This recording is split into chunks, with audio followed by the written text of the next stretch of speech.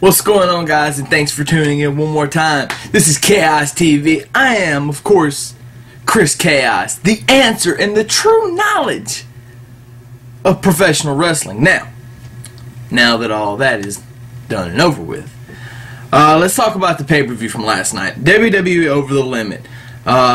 Eight pretty good matches. I didn't get a chance to watch the pay-per-view last night. I am going to catch a replay of it sometime this week. So I'm going to have something to look forward to. But, just for matches, just so I can say I saw the matches. But, I want to talk a little bit about some of the things that happened on the pay-per-view. First off, Sin Cara defeated Chavo Guerrero. We all knew that was happening. Okay. The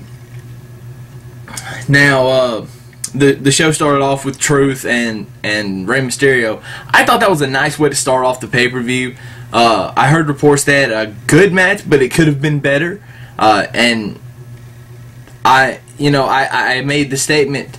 I think I told Extreme Nick last night. He was watching the pay-per-view and said that that match should have been better.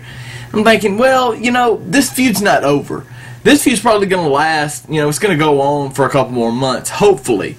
So we can get the real heel Ryan Kelly, R-Truth, and so can his development as a heel can grow, and I'm gonna love this. Brie Bella retains over Kelly, which I called. Ezekiel Jackson beat Wade Barrett by disqualification, so I kind of feel like that's the whole prediction is Wade wins, so he retains the title. Well, Wade still retained the title, so I still call it a win for me. The Nexus failed to beat the Big Show and Kane. Although I do wanna say that I'm very, very happy to see that CM Punk did a flying elbow last night. Report is that he missed it. You guys can tell me if that's wrong or not. But I was glad to see it, since I kind of compared the two over the weekend after hearing about Savage's death. And Wade, to give him credit, he also did one, but he did it from the second rope, so it's not as great. But I think Wade does those anyway.